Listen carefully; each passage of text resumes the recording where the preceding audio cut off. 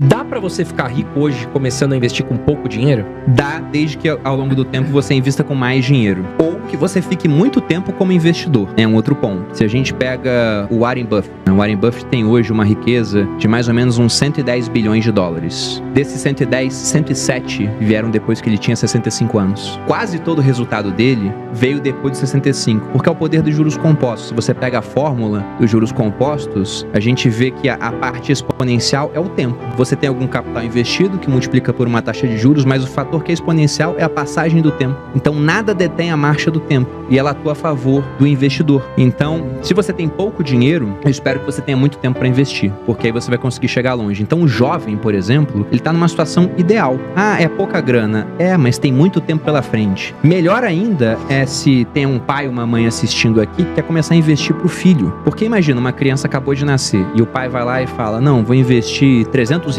por mês pro meu filho. Se ele faz isso durante 20 anos, com retorno de 1% ao ano, quando o filho tiver 20 anos, vai ter 300 mil investido. 300 mil, o cara já pode decidir fazer uma outra faculdade pensando não só no dinheiro que ele vai ganhar imediatamente, mas sim no longo prazo. Se essa criança, que virou esse jovem de 20 anos, assume esse capital e fala, não vou gastar, eu vou manter o que meu pai fez pra mim, continuar investindo R$300, uma taxa de 1%, em mais 10 anos, 30 ao todo, vai estar com 30 anos de idade, ele tem 1 milhão. Isso com R$300 ao mês. Então, se começar a investir cedo, você precisa de muito menos dinheiro para conseguir chegar no seu objetivo. Agora, quem deixa o tempo passar vai precisar de mais dinheiro para isso. Então, o ideal é começar o quanto antes. Se a gente pega e fala com investidores aí que tem mais tempo de mercado e fala, qual o seu arrependimento? Eu já ouvi a mesma resposta várias vezes, não ter começado antes. O próprio Warren Buffett fala isso, ele começou com 10 anos. Primeiro, né, já que a gente falou do futuro, que é a garantia a sucessão, que é a previdência, vamos falar do presente, que é a sua reserva de emergência. Porque se você começa a investir nas outras fatias, mas não fez essa reserva, você pode ser obrigado a vender no pior momento possível do ciclo, e ao invés de ter lucro investindo em ações, você vai ter prejuízo. Então você tem que ter uma parcela que vai pagar ali uns 6 a 12 meses do seu custo de vida e você vai deixar em aplicações muito líquidas, muito seguras, e aí por segurança, baixo risco de crédito, né? Você não quer botar o dinheiro num banco que vai quebrar, e também pouca volatilidade, como por exemplo um Tesouro Selic, e que geralmente rendem mal, porque são muito líquidas e muito seguras, mas agora com juros muito altos rendem bem. Então essa é a primeira fatia de todas, reserva de emergência. Aí você garante o seu presente. O futuro é a previdência, como eu disse, e aí você tem o meio do caminho, suas outras 4 classes de ativos. Primeiro, investir no mercado nacional, porque tem muita coisa boa, muito barata aqui agora. Aí lá você vai explodir aqui uma série de coisas. Vai ter renda fixa que não é voltada para essa parte de emergência, vai ter fundo imobiliário, vai ter as ações, por exemplo. Então tudo do mercado nacional. Depois uma parte no mercado internacional, porque por mais que o Brasil seja um país de muito potencial, um país de muitas oportunidades, a Venezuela já foi um país de muitas oportunidades, de muito potencial. A Argentina também já foi. Eu não sei como é que vai ser o futuro da Argentina, mas eu acho que para um argentino hoje está muito mais claro do que para um brasileiro que é necessário ter dinheiro fora do país. E por mais que o Brasil ele siga bem, por mais que isso aconteça, eu acho que é mais difícil o Brasil crescer tanto quanto os Estados Unidos, porque eles são líderes em tecnologia no mundo, e tecnologia hoje é responsável por muito crescimento. Uma das coisas que faz um país crescer é ter mais gente para trabalhar. Só que a população dos países parou de crescer. Na China está diminuindo, na Europa está diminuindo, no Brasil está crescendo levemente, mas se pega os últimos 30 anos, a população cresceu 70%. Para os próximos 30, a expectativa é crescer 0. Então é menos gente para produzir. E aí como é que a gente compensa isso? Com tecnologia. Mas a gente não é um país que faz tecnologia de ponta. A gente usa dos outros. Quem faz? Estados Unidos e China. Mas Estados Unidos a população ainda cresce. Seja por conta de imigração, seja por conta dos americanos terem mais filhos. E a imigração que vai para lá, não é só o brasileiro que vai para lá para pegar serviço de garçom, não é só o mexicano que atravessa a fronteira. É o cara da África do Sul que vai empreender nos Estados Unidos e vira o homem mais rico do mundo, que é o Elon Musk. Então eles têm uma capacidade de atrair boas cabeças muito interessante. E eu quero estar presente nesse mercado e acho que todo mundo deveria estar, primeiro por questão de sobrevivência, que a gente não sabe o que vai acontecer aqui, e segundo que é um mercado que ao longo do tempo tem sido imbatível, se a gente pega aí pelo menos os últimos 2 séculos. Então reserva de emergência, alocações nacionais, alocação internacional, previdência na outra ponta, e aí tem 2 que são pensando mais em segurança. Um deles é o Bitcoin, que é um ativo que ele, se corretamente armazenado, é inconfiscável. Então, o governo vai lá e bloqueou suas contas bancárias, bloqueou o seu patrimônio. Não tem como bloquear o seu Bitcoin se ele tá na sua wallet. Eu até dei um exemplo durante a retomada, né, do Afeganistão pelo Talibã. O afegão, devia ser quase ninguém isso, porque acho que a informação não chega lá igual chega em outras partes do mundo. Mas se o afegão tivesse bitcoins, ele poderia sair do país sem nada, porque a conta bancária dele foi bloqueada. desbloqueada quando o Talibã tomou o poder. Mas só com as palavras-chave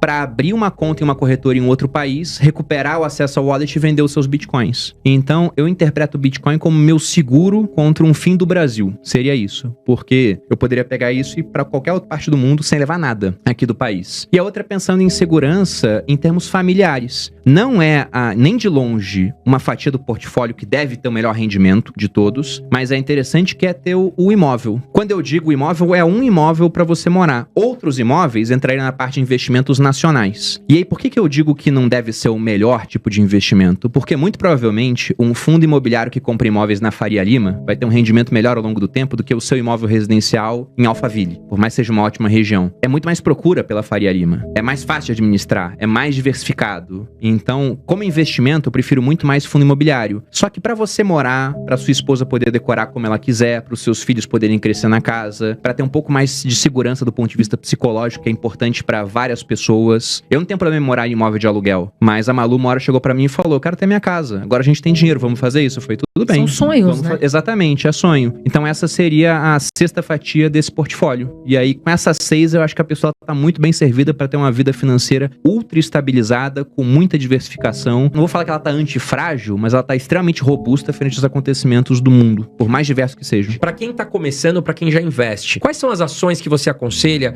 olhar com mais carinho nesse momento? Olha, pensando em quem não investe ainda, eu diria até que melhor do que ações seriam fundos imobiliários, para começar a colocar o pé nessa piscina da renda variável. Porque fundo imobiliário é você entrar na piscina de boia de braço. É muito mais tranquilo, é menos volátil, vai estar dando um pagamento de dividendo mensal, né? Por regra é semestral, mas quase todos pagam mensal. Então a minha avó, por exemplo, há pouco tempo, acho que uns 6 meses mais ou menos, começou a investir em fundos imobiliários. Eu falei pra ela: olha, avó, ela tinha vendido um imóvel há pouco tempo, tava com dinheiro lá na poupança, pensando em comprar outra. Eu falei: vamos pegar esse dinheiro agora e investir parte em renda fixa, porque tá pagando muito bem, mais de 1% ao mês. Ela falou: nossa, legal isso. E parte, como esses juros eu não sei quanto tempo vai ficar alto, e naquela época a estimativa é que já iria começar a baixar no meio desse ano, vamos colocar em fundo imobiliário. Porque primeiro você vai ter um pagamento mensal, um dinheiro para você pagar o seu plano de saúde, por exemplo. E quando os juros começarem a baixar, você vai ter fundos imobiliários na carteira que vão subir de preço, que são os fundos de tijolo. Estão muito mal avaliados hoje em bolsa. E ela topou. Ela topou principalmente porque quem tem um aplicativo da XP e fica controlando a carteira dela sou eu. Então ela não vê a cota variar, né? Sim. Ela só vê o pagamento de dividendo ao longo do mês, que é o suficiente para ela pagar o plano de saúde, pagar cartão de crédito. Então, para quem tá começando, fundos imobiliários. Eu acho que é mais interessante, porque muita gente, e tem que ter um cuidado aí, muita gente sai de bolsa de valores porque o cara compra a ação, e principalmente nessa época de juros mais altos, vê o preço da ação em queda e fala: não tá dando certo. Por mais que a ação pode estar caindo o preço, mas o resultado tá igual. Então ele tá comprando uma ótima empresa por um preço mais baixo. Ou o resultado até aumentou. A ação tá mais lucrativa e negociada por um preço mais baixo, que é o melhor cenário possível, né? Que são fundamentos melhorando enquanto o preço se deteriora. Só que como o cara vê o preço saindo, ele vende nessa hora. E nesse ano de 2022, a gente teve saída líquida de pessoas de bolsa. O pessoal ficou vendendo as ações. Já com o fundo imobiliário, por mais que você veja a cota caindo, todo mês cai um dinheiro na sua mão. Então você entende realmente que aquilo é uma vaca leiteira, que é uma maneira de você complementar a renda, o que eu acho até que no início é um erro, porque o ideal é que você pegue esse dinheiro e reinvista para que um dia você possa viver só disso. Então, para iniciar em renda variável, eu acho que fundo imobiliário é mais interessante. Quando que você acha que vale a pena a pessoa ter um imóvel? Se a pessoa consegue taxas de juros muito baixas, uma taxa do Minha Casa Minha Vida, que é uma taxa que você não conseguiria, a não ser porque o governo está falando: não, a gente está subsidiando esse crédito, aí vai valer a pena. Porque se você consegue pegar um financiamento por uma taxa de 5, 6%, a inflação média do Brasil é uns 6%. Então você está pegando dinheiro de graça, no final das contas. Então, o cara, ele pegou dinheiro por juros menores do que ele consegue investir na poupança. Vale mais a pena para esse cara pagar essa dívida aos poucos e deixar esse dinheiro num título público do Tesouro que paga 13% ao ano. Então, se você consegue uma taxa de juros muito baixa, aí vai valer a pena. Quando as taxas já estão mais altas, aí tem que ver o que você vai fazer com esse dinheiro. Não é falando que você não deve financiar, né? Mas o ponto é que o pessoal não quer morar de aluguel e simplesmente pegar um imóvel a qualquer preço. Eu acho que esse é uma um negócio. Agora, se você pensar e fizer contas, tem gente, por exemplo, que eu conheço, que o cara fala, olha, tem um patrimônio bom, vou pegar um imóvel, mas vou pegar como? Conseguir um financiamento de 10%, vou dar a entrada, pego o financiamento, pago aos poucos, enquanto meu dinheiro tá investido em fundo imobiliário dando 1% ao mês, vai dar mais de 12% no ano, no final. E Então ele o cara paga uma aquele dívida valor. de 10, lucrando 12. Ele tem um delta ali a favor dele, tá gerando um alfa. Só que geralmente o brasileiro ele não faz isso. O brasileiro só pega uma dívida